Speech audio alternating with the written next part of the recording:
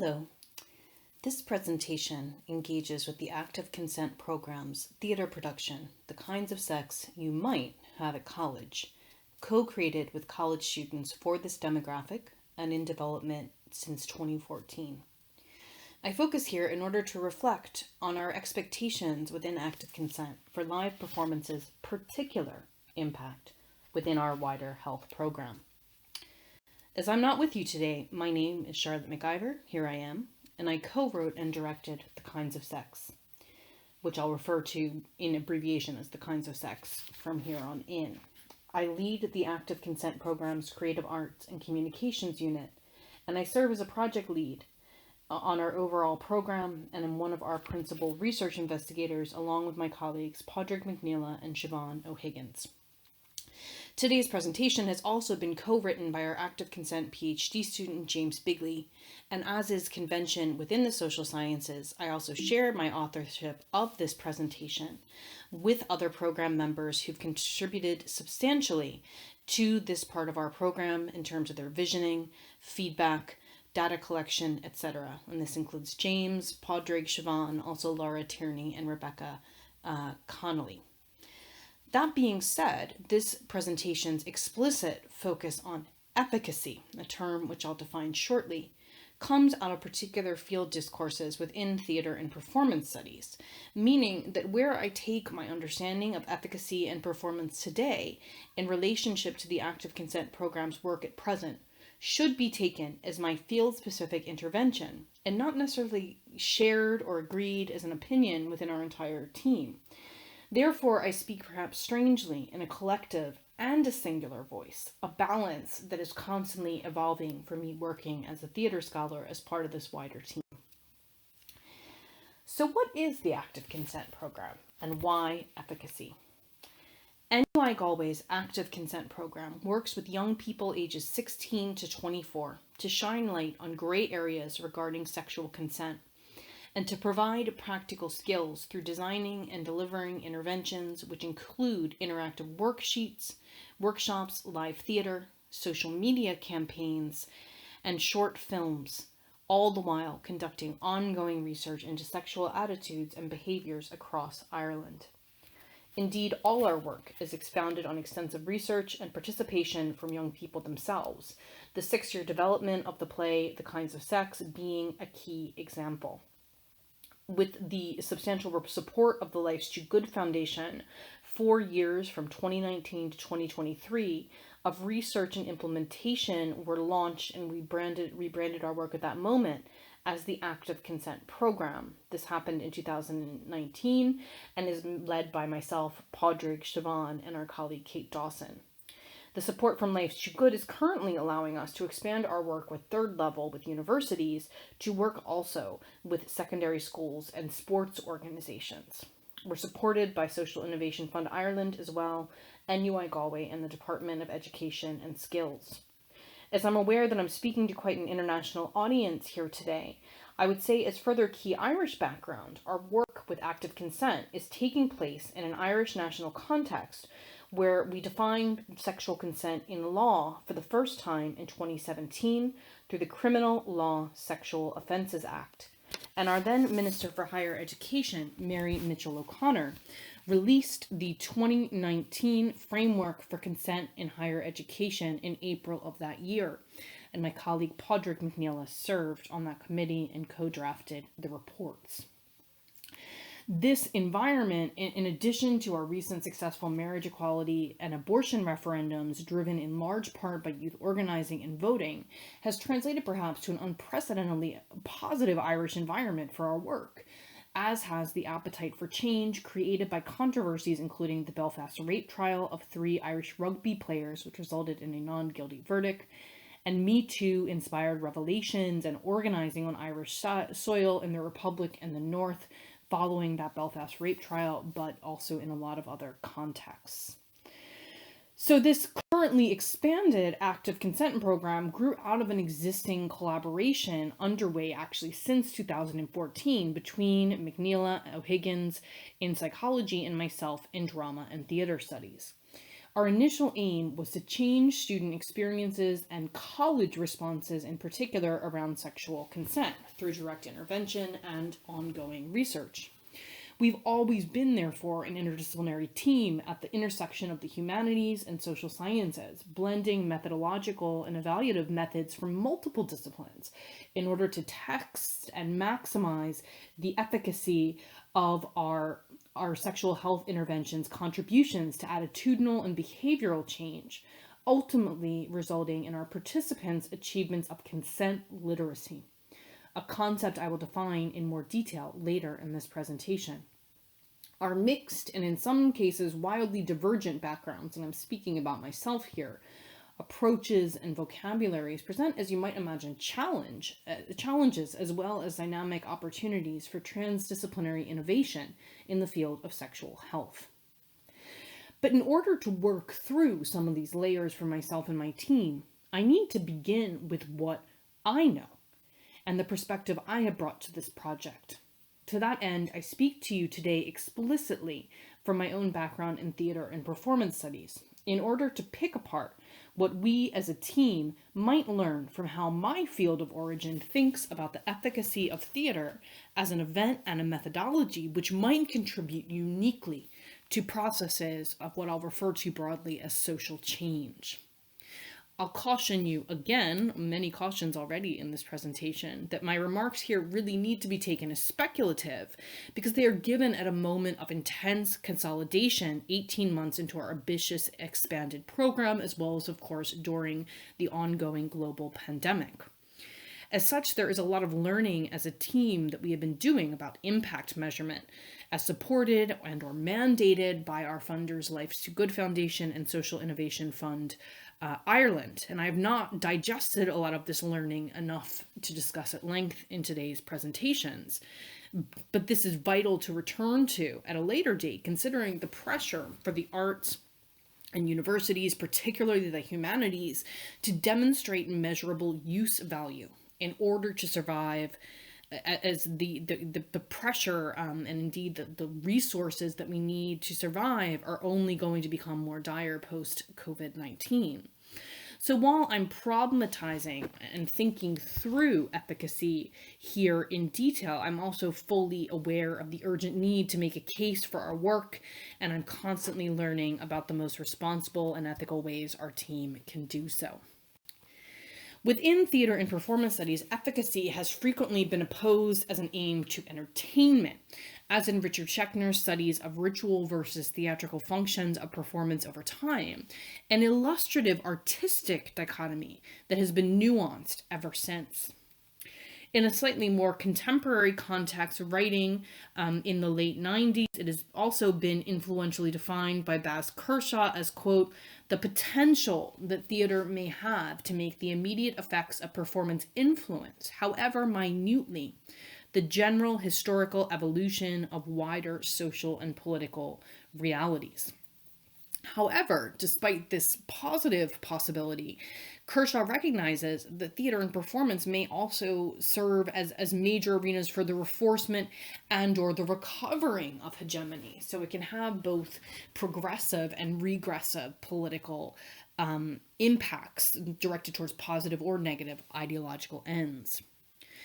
Nevertheless, within overlapping subfields within the wider field of theater and performance studies, including theater for social change, political theater, educational and applied theater and performance, most emphasize is theater's embodied and live potential to do good and to serve as an important social and site of transformation for individuals and groups.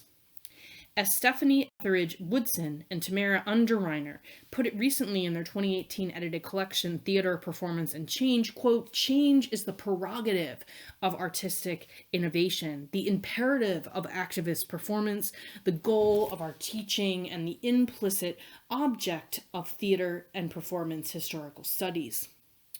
In my own contribution to the Active Consent Program as our resident theater scholar practitioner, I'm driven daily and was pulled into the team because I try precisely to apply Woodson and Underreiner's definition of change to our work. But how do I know we're achieving anything towards this end? through theater within that wider context of the active consent program.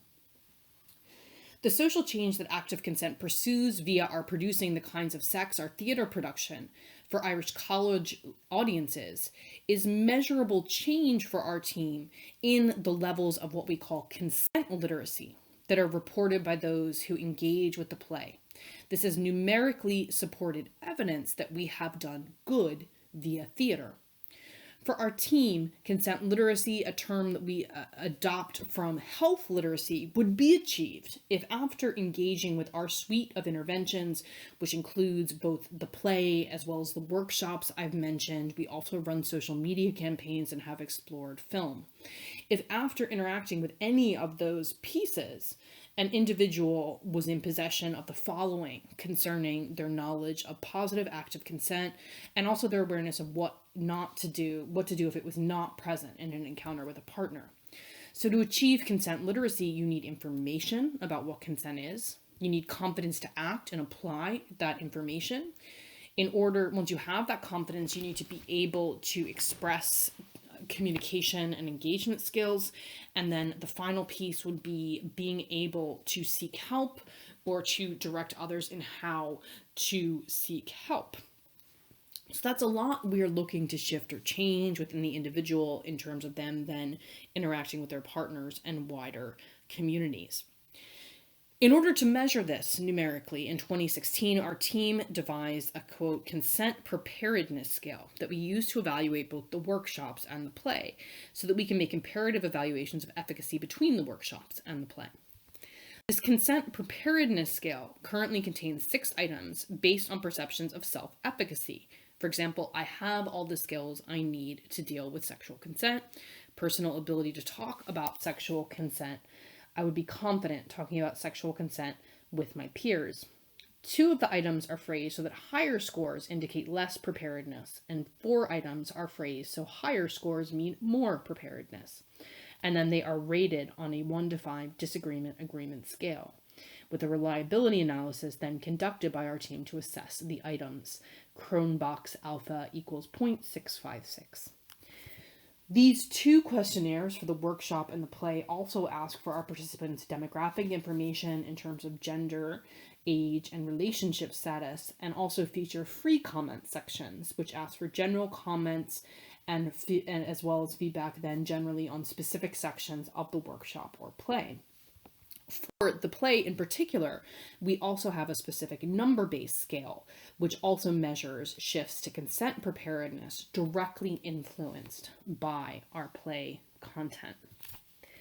This blend of evaluative measures reflects our program's interdisciplinarity, as when it comes to measuring impact, the social sciences tend to rely heavily or more heavily on quantitative measures for data mining, whereas theater and performance studies scholars more typically rely on qualitative measures.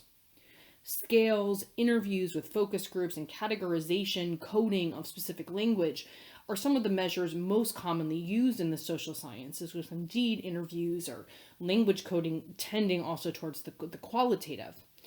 But within even those practices, the use of standard deviation and other statistical measures are employed to confirm reliability or correlation in what is being reported, even with the qualitative. Tellingly, a survey of publications addressing other interdisciplinary projects which utilize theater to effect change specifically in participants' attitudes and behaviors regarding sexual violence and/or consent reveal again and again more weight placed on social scientific quantitative methods of analysis to legitimize the project's findings, suggesting an imbalance at present towards social science methods of analysis as well as arenas of publication in order to determine or claim efficacy for other interdisciplinary projects that have the same profile as ours. Now, there are really important methodological evidentiary reasons for recourse to quantitative methods, particularly, and speaking as an American citizen of origin here, in the Trumpian so-called post-truth era. However, I remain curious about how the qualitative and theoretical methods offered within theater and performance studies might provide us with further alternatives to understanding how the play and our other interventions achieve efficacy within our wider program, as well as broader social contexts. And perhaps just as urgently, the limits of neatly even trying to attribute efficacy to our interventions, quantitatively or qualitatively. Measures of efficacy in theater and performance studies may indeed heavily weight first-hand experiences of individuals, including the scholar practitioner or groups, thus having the potential not to be considered analytically sound or even biased. However, theater and performance studies methodologies also pay rigorous attention to theater and performance's historical and material contexts, as well as the dramaturgical, the structural, and affective dimensions of genre and structure as intended by the theater makers, and then as it's experienced by an audience in dialogue with those other contexts of the historical and the material, immediate and past. This is an attention to context, and I suppose that the flexibility or the different interpretations of form that become possible that I think could be explored more robustly sometimes in the social sciences when looking at projects like ours. Therefore, theater and performance studies might give us more analytical space to explore the haunted resonances, the byproducts of a theatrical process or performance that might not be as easily captured or measured as outcomes via scales or evade them altogether. As an art form, theater and performance traffics in themes, images, stories, and character perspectives that likely have more than one strict interpretation, a deliberately interpretive flexibility that is a distinguishing feature of the kind of sex narratives and characterization strategies. But that is also a feature of the stories that we created as a team for the active consent workshop participants. Those workshop participants get together in small groups to debate whether or not protagonists in these stories have given consent, and if so, why not? So we agree, even in our interdisciplinary team, that we urgently need nuanced and comprehensive analytical methodologies to understand the impact of our workshops, but also the logic, efficacy, and historical situatedness of the forms and strategy that we employ in making our theater and structuring our workshops alike. I think that we can arrive at a model that is actually capable of looking at both in their complexity only by better balancing the methodological tools of our distinct disciplines in making the case or moving towards making a case or a kind of case for the efficacy of our work. So as I've said to you, at present, the way that we evidence our efficacy is mainly through tracking positive changes to the consent preparedness scale following our interventions, and through also very important qualitative analysis of comments, including focus group follow-ups, and I'll be quoting from one of these at the end of this paper. Backed up by this data, we implicitly then invest faith in our results forecasting sustained behavioral change regarding sexual consent practices that go beyond, and we hope far beyond, the moment of engagement with our live and now it will be increasingly online interventions. In this way, our understanding of efficacy's potentially longitudinal results, as confirmed via better post results on the consent preparedness scale, is not so different than that of radical Brazilian theater practitioner Augusto Boal, who termed his interactive community-led forum theater technique, quote, a rehearsal for revolution. So whether you are in our workshop, our play audience, or responding to one of our social media quizzes based on our research data, you are participating with us in a rehearsal of consent and literacy that we believe you can and will apply to future intimate interactions with your partner or partners. But as Danny Snyder-Young notes of Boal's techniques in particular, quote, actions taken within a fictitious world are taken in relationship to imaginary constraints. The drama workshop is not the street, the shopping center, the bar, the family dining room, the corporate office, or the hospital waiting room. And so actions taken within its real context cannot be expected to directly translate to these or other real contexts, end quote. So while Snyder-Young is speaking specifically about the blind spots of Boalian theater techniques such as forum theater, I do think her caution is one that can be applied more widely, and certainly to an interdisciplinary project such as ours, that makes explicit use of theater and asks audiences to assess their attitudinal changes immediately through that post-survey, post-workshop survey. As Helen Nicholson also concurs from within theater studies in a comment that I think could be applied either to the analysis of the play or the workshop questionnaire data. Quote, "It is often difficult to gauge the social effects of drama immediately. And when I read the participants have expressed profound changes in attitudes, I often wonder whether they've been complicit in following the script of the workshop, or whether their change of heart indicates a positive but temporary identification with a kindly practitioner," end quote. Certainly, while surveys and interviews, and indeed our own, may suggest an immediate change in many participants' views and behaviors, we also cannot invest total faith in them as a decisive indicator of a lasting social impact or efficacy. But what happens if we flip it a bit and think of the kinds of sex as productively only one interventionist tool in a wider program and social and political context? As such, this play's efficacy might be better understood as part of a performance constellation, as recently coined by performance studies scholar Marcela A20 to capture, quote, how activists, artists, and protesters in Latin America interweave on and offline modalities of cooperative action in order to challenge the status quo and affect social change. As a concept for Fuentes, then, performance constellations, quote, illuminate the role of performance as a means of producing collectivity from temporal and spatial fragmentation, similar to the way the constellations give shape to clusters of stars that exist in different times and in different proximities. For Fuentes, this multi-temporal and multinodal understanding of social change as a dynamic process which is, quote, episodic and multi-layered means that performance can be mobilized as a method of facilitating the emergence of what is imminent, unexplored, or occluded, end quote. So how can myself and my team understand the kind of sex in particular as a singular and cumulative potential set of potential theatrical efficacy, and understand that as a method of discernment rather than the thing itself? Ultimately, are the ways that I have previously understood efficacy as a theater scholar practitioner and the way that it has been problematized within my field by people such as Snyder Young and reconceptualized by those such as Fuentes, is that perspective at all useful to how we might actually better understand, maximize, and amplify our own work's impact, as uncertain or unstable as it is? And what does theater production as an event, a tactic, a method unto itself, more generally have to learn about efficacy by being linked to a range of other interventions directed towards one for further explanation? Staging active consent's key message, the kinds of sex you might have at college.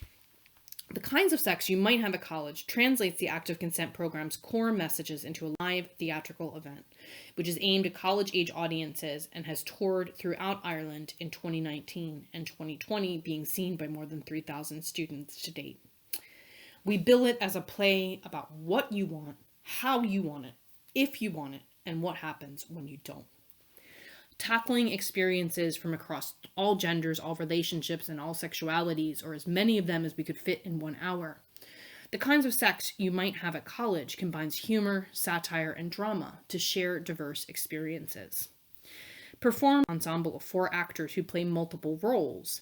This theatrical performance brings audiences through a range of sketches, not always completed in their narrative arc, that dramatize sexual scenarios and viewpoints that individuals may encounter during college life. This multi-perspectival approach attempts to provide an expansive, if not exhausted, portrayal of scenarios where consent is present, where it was inferred, perhaps wrongly, or totally absent, and then the implication of these nuances of consent for the characters. As a directorial choice, the chance to see actors often playing opposing types of characters, a perpetrator versus a survivor of sexual assault or harassment, also pushes audience members quite directly to recognize that given the high incidence of sexual assault and rape within Irish society, as within most other societies in this world, this violence is likely not very far removed from their networks. The play has been in development, as I've said, since 2014, and it's been co-created over time by different ensembles of drama and theater studies students from undergraduate to postgraduate level in our programs, led by myself. Each ensemble has therefore contributed to the play over time, responding always in real time to the research and definition of consent being developed and honed by our research team, and then the wider social and cultural debates on sexuality, assault, harassment, rape, and consent. In other words, this is always changing. We write in small groups and individually, consistently revising the work, then collectively, as led by myself. Pre-2019, we would have also been guided by feedback from our psychology-based colleagues and local partners, including the Galway Rape Crisis Center, as well as from colleagues with creative arts backgrounds who would have attended previous readings or stagings of the work. 2019-2020 marked the first year we were able to gather national data on the play's reception by audiences outside Galway, but at the time of presentation, that data has not been fully analyzed or coded. However, I will make reference to some focus group data that we convened to assess follow-up impact roughly 4 to 6 weeks after seeing the performance. The Kinds of Sex You Might Have at College seeks to empower audiences to recognize our signature definition of active and positive consent as the preferable mode of sexual engagement for individuals and their partners. To achieve this, we've written the play in such a way that the sketches explicitly model and test the meaning or absence of active positive consent. Our team defines active positive consent across our interventions and campaigns as OMFG, ongoing, mutual, and freely given. Sexual consent is ongoing because it should not be a once-off in a sex act, a full evening's encounter, or relationship. If someone consents to one thing, it doesn't mean they're consenting to everything, just that one thing. Sexual consent should be mutual, not one-sided or simply assumed. Sexual consent must be freely given. No one feels coerced, pressured, or is incapacitated by drugs or alcohol. And ultimately, sexual consent should remain active. Partners should check in continually and ideally verbally throughout a sexual encounter. However, despite the relative succinctness of our shared definition, our approach to sexual consent education also recognizes the continual presence of gray areas that are exacerbated by social and cultural norms, particularly regarding sexual and gender and sexual orientation.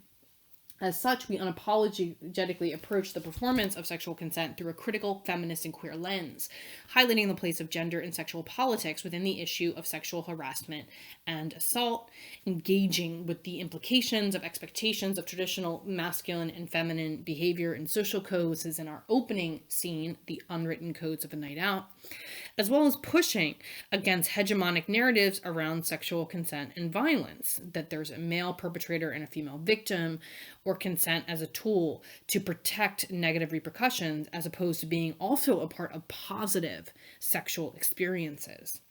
In an early article on the process of creating the kinds of sex precursor, The 100 Shades of Grey, I noted that, quote, for sexual scripts to change, sexual relations and gender norms must be viewed critically and performed with a difference in theatrical settings.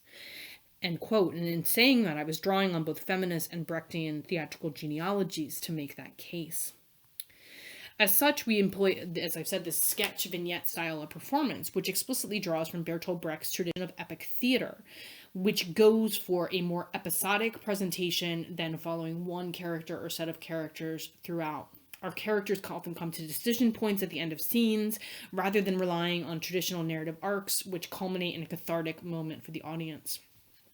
Brecht's creation of the epic theater was his reaction to a perception in early 20th century Germany, to mid-20th century Germany, that mainstream theatrical dramaturgies actively manufactured audience complacency, where they get so drawn in by characters and spectacle that the divide between reality and theatricality is enforced.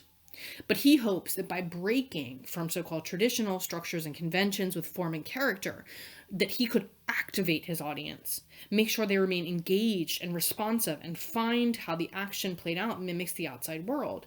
Therefore, he hoped they would be compelled to enact change in the world beyond the stage. Using Brechtian tools such as episodic form not only helps to alienate an audience by denying them the chance for complacent or passive viewing, it instead pushes them towards an act of co-creation to expand the dramatic world into their real lives. Ultimately, we hope to instill a positive approach to consent and also ask them to play their part in subverting social norms by pushing against behaviors specifically related to gender and sex that may contribute to the prevalence of sexual harassment, violence, and rape on campuses, as well as in the wider community. One thing to note as well, I suppose to drill down into this a bit more, is that we differ from other theater-based interventions in that we implement our feminist ideologies also through broadening normative representations of sexual assault, branching out from the male perpetrator, female victim dichotomy, the inference that sexual assault is most present in one-night stands rather than committed relationships. And you can see this here in a scene within the play that is called Show Me You Love Me, and which takes place within a relationship, and also that we should only be thinking about consent as a protective tool rather than a lifestyle. As such, we make space for conversations about female perpetrators, non-consensual sex in a committed relationship, and that consent is part of those positive sexual experiences. As an illustrative methodological impasse or moment, one of my colleagues was preparing our focus group data. They emailed me to ask about our intentions for how the scene One Event, Many Perspectives should have been received. And this is a scene where two characters go home together and then end up having sex with one another. My co-researcher asked, quote, "I'm just wondering what you intended by that scene. Was it more framed by a view of non-consent as a product of misread cues, or something to do with unequal power dynamics? Or was it meant to be unclear whether a rape occurred at all?" This query often came back at talkbacks across the country, where audience members searched for certainty, whereas we were aiming to open dialogue about nuances. In One Event, Many Perspectives, the audience is led to believe that there is a mutual attraction between the characters, the two main characters, from reading their body language, as well as what the two friends infer to the audience, leading us towards the expectation that a sexual encounter between them is an eventuality. After a night of drinking, they go home together, and what has transpired appears to have a negative repercussion for the pair, who deliver simultaneously, "I hate myself allowing this to happen. I hate myself for being this person."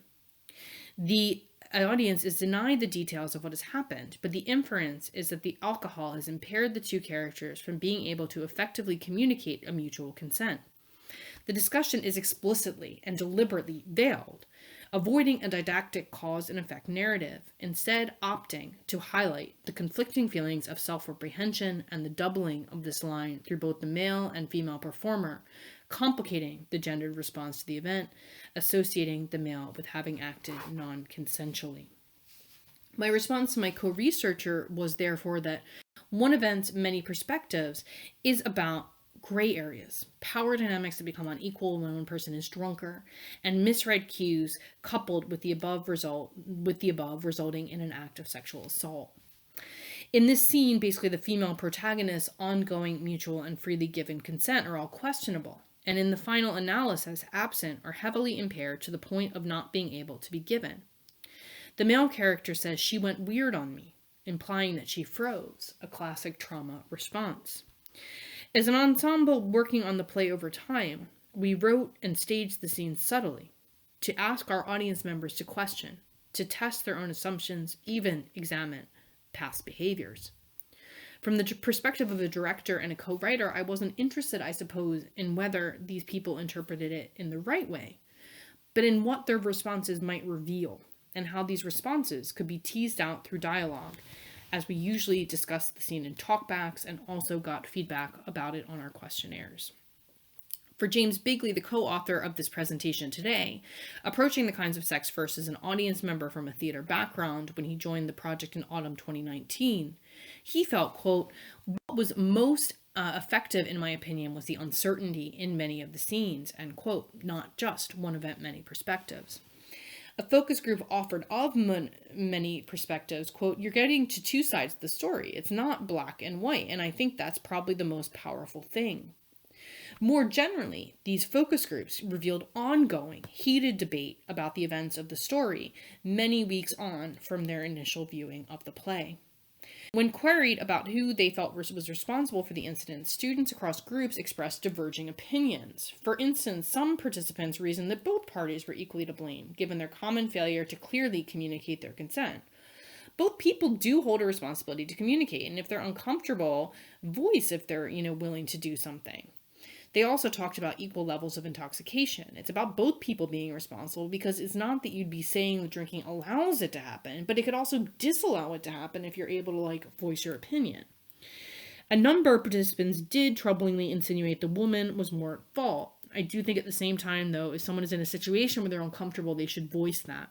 It's kind of difficult to expect someone to stop just because they might sense it's uncomfortable, especially if alcohol is involved.